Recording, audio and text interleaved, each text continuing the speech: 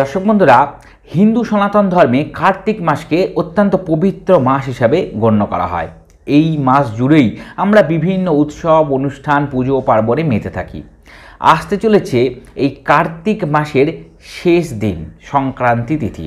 1431 বঙ্গাব্দের কার্তিক মাসের শেষ দিন হবে শনিবার, এবং এই দিন কিছু বিশেষ সুন্দর যোগও থাকবে।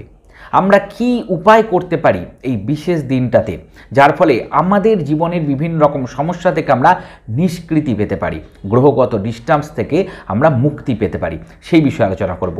নমস্কার দর্শক বন্ধুরা, সহজ ভাষা ধর্মকথার এই নতুন পর্বে আপনাদের সকলকে জানাই সুস্বাগতম। বন্ধুরা, সহজ ভাষা ধর্মকথা মানেই জটিল সমস্যার সহজ সমাধানের রাস্তা। এখনও পর্যন্ত আপনারা আপনাদের এই প্রিয় চ্যানেলকে যদি সাবস্ক্রাইব করে না থাকেন, অনুগ্রহপূর্বক সাবস্ক্রাইব করে পাশে থাকা বেল বাটনটা ক্লিক করে দিন, যাতে পরবর্তী ভিডিও নোটিফিকেশনগুলো আর মিস না হয়ে যায়। বন্ধুরা, 16ই নভেম্বর 2024 শনিবার, এই বিশেষ তিথিটাই হতে চলেছে 1431 বঙ্গাব্দের কার্তিক মাসের শেষ দিন। বন্ধুরা, এই দিন আমরা প্রত্যেকেই জানি কার্তিক পুজো হবে, কিন্তু শুধু কার্তিক পুজোই না, এই বিশেষ দিনে আমরা কিছু বিশেষ প্রয়োগও করব, যার মাধ্যমে আমাদের জীবনের গ্রহগত সমস্যার নিরসন হবে। বন্ধুরা, দেখছেন সহজ ভাষা ধর্মকথা, তাই প্রয়োগগুলো হবে প্রায় নিখরচায় বা অত্যন্ত সামান্য খরচায়।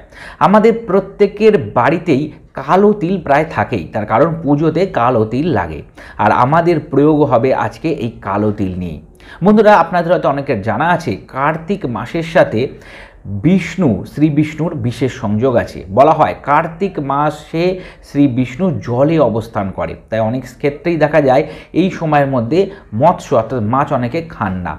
সেটা না হয় গেল, কিন্তু কার্তিক মাসের সাথে যে জলের সম্পর্ক এবং কালো তিলের সম্পর্ক, সেটা আমি এখানে কেন বললাম, তার কারণ এই বিশেষ তিথি অর্থাৎ কার্তিক মাসের শেষ যে দিন পড়ছে শনিবার দিন, এই দিন আপনারা স্নানের জলে একটু কালো তিল ফেলে স্নান করুন। এই একটা উপায় আপনাদের অসংখ্য সমস্যার নিরসন করে দিতে পারে। সামান্য একটু কালো তিল স্নানের জলে ফেলুন এবং স্নান সেরে ফেলুন। বন্ধুরা, কার্তিক মাসে এমনিতেই স্নানের বিশেষ গুরুত্ব দেওয়া হয় স্নানকে, পুণ্য স্নানের ক্ষেত্রে। আমরা অনেকেই নদীতে পুণ্য তীর্থে গিয়ে স্নান করতে পারি না, যদি করতে পারেন খুব ভালো, যদি না পারেন তাহলে বাড়িতেই এই দিন যদি গঙ্গা জল থাকে, গঙ্গা জল দিন, একটু স্নানের জলে কালো তিল দিন এবং স্নানটা করে ফেলুন। তাতে আপনাদের ওপরে বিভিন্ন ধরনের গ্রহগত ডিস্টারবেন্স নিরসন হবে। বন্ধুরা, যে কোনো শিব মন্দিরে যান বা বাড়িতেই যদি শিবলিঙ্গ থাকে, একটু কাঁচা দুধ নিন, গঙ্গা জল নিন, কালো তিল দিন এবং দেবাদিদেব মহাদেবকে অভিষেক করে দিন কালো তিল, জল এবং দুধ দিয়ে। এই বিশেষ তিথিতে করা এই বিশেষ প্রয়োগ আপনাদের উপরে গ্রহগত বিভিন্ন ধরনের সমস্যা নিরসন করবে, মাথা ঠান্ডা থাকবে, মাথার থেকে চাপ কমে যাবে। বন্ধুরা, এই বিশেষ দিনে যে কোনো মন্দিরে গিয়ে আপনার কালো তিল দান করতে পারেন, যে কোনো মন্দিরে গিয়ে কালো তিল দান করুন।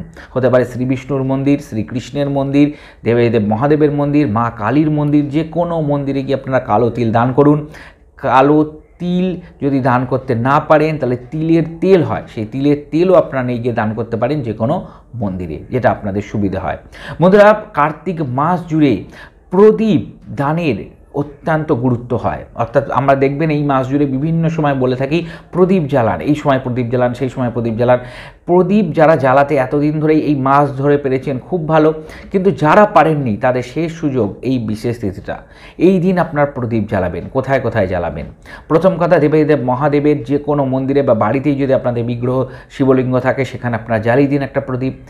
নারায়ণের সামনে, শ্রীকৃষ্ণের সামনে, বাড়ির লাড্ডু গোপালের সামনে আপনারা জ্বালিয়ে দিন প্রদীপ, এবং প্রত্যেকটা প্রদীপের মধ্যে একটু করে কালো তিল অবশ্যই দেবেন। সর্ষের তেলের হতে পারে, ঘিয়ের হতে পারে, কিন্তু একটু কালো তিল অবশ্যই দিয়ে প্রদীপগুলো জ্বালাবেন।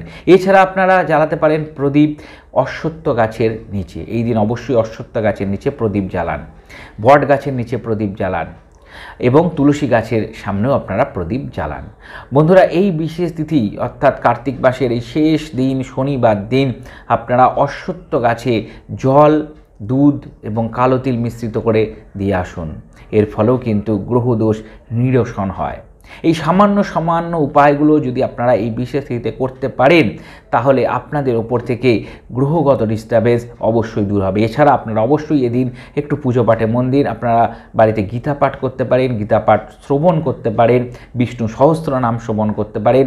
ওং নমো ভাগবতে বাসুদেবায়, ওং নমো ভাগবতে বাসুদেবায় যথাশক্তি আপনারা জপ করুন আপনাদের সময় সুযোগ অনুযায়ী। কিন্তু এই বিশেষ দিনে যদি আপনারা এই সামান্য উপায়গুলো করতে পারেন, অবশ্যই দেখবেন মনের মধ্যে একটা সুন্দর প্রভাব এর ফলে আপনারা পাবেন। মনে সুখ শান্তি আসবে এবং জীবনেও সমৃদ্ধি আসবে, সৌভাগ্য লাভ হবে, প্রত্যেকটা কাজে আপনারা এগিয়ে যাবেন সাকসেস নিয়ে। আশা করি সম্পূর্ণ বিষয়টি সহজভাবে বোঝাতে আমি সক্ষম হয়েছি। পর্বটি আপনাদের ভালো লেগেছে। যদি পর্বটা ভালো লেগে থাকে একটা লাইক দিয়ে আমাকে উৎসাহিত করুন এবং সহজ ভাষা ধর্মকাজ এরকম আরও পর্ব পেতে সহজ ভাষা ধর্মকাজ সাবস্ক্রাইব করে পাশে থাকা বেল বাটনটা অবশ্যই ক্লিক করে দিন। দেখা হবে পরবর্তী পর্বে। নমস্কার।